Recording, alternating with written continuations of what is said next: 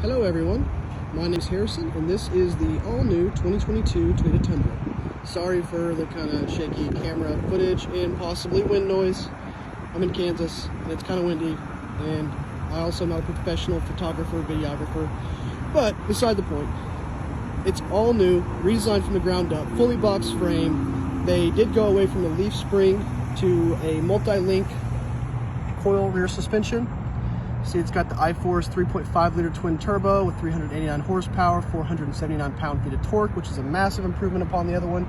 But you also get a massive improvement here, 19 miles per gallon combined.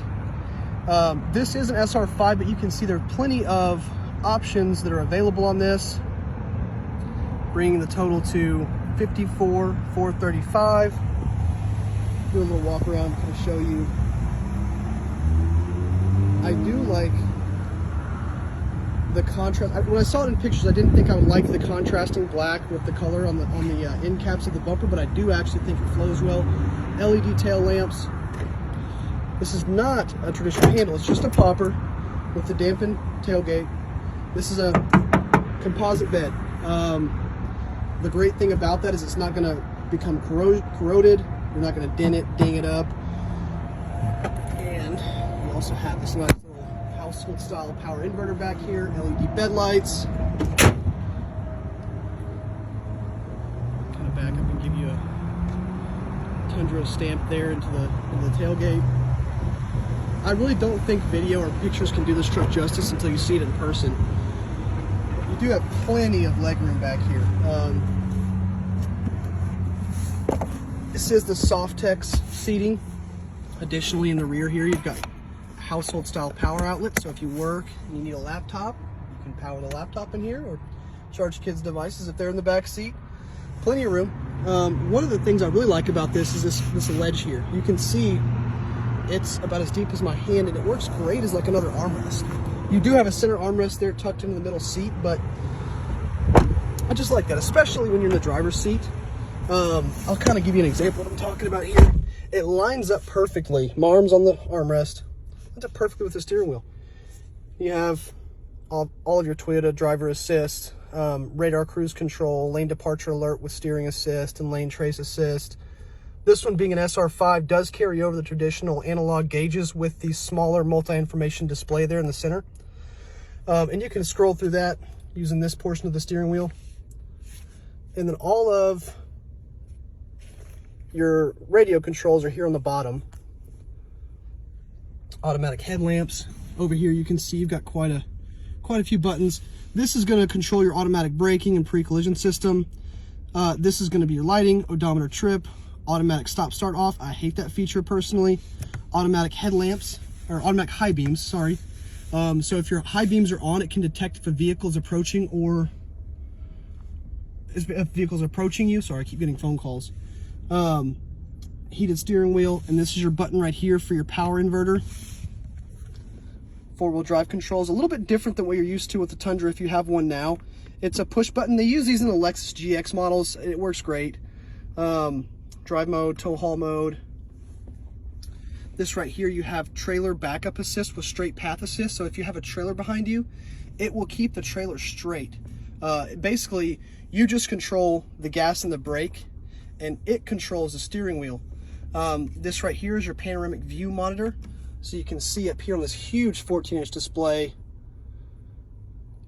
It gives you a nice little look around the vehicle. It's nice if you're in really tight spaces like downtown trying to parallel park, stuff like that. Press it again here, it'll go away. And then you have wireless Apple CarPlay, wireless Android Auto. Now it could be a little bit confusing for first-time users. It was a little bit confusing for me getting used to this just because it's an entirely different infotainment system. The only hard button you have for controlling it is this and the ones here on the steering wheel. But to go back to the home screen out of Apple CarPlay, you just hit the Toyota, and then you have your navigation, audio, phone's gonna bring it back to Apple CarPlay, vehicle settings, vehicle information.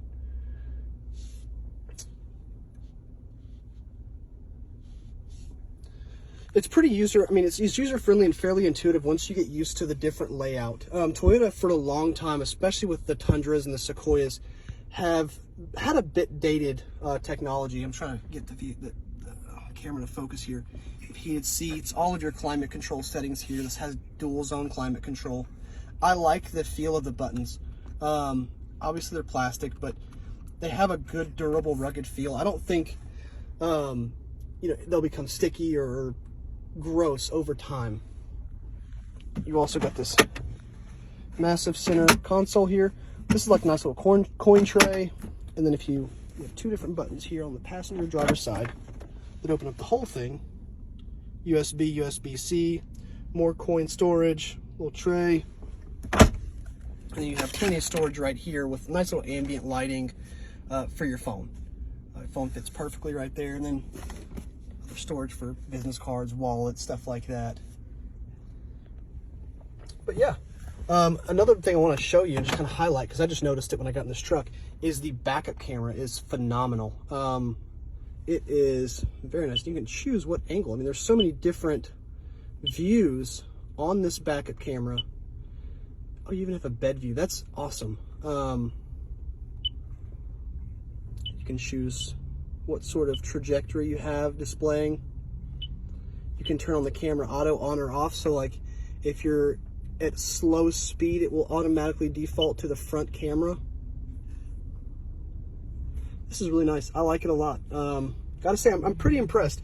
It obviously does drive different than the traditional Tundra, being a twin turbo V6 compared to the naturally aspirated V8.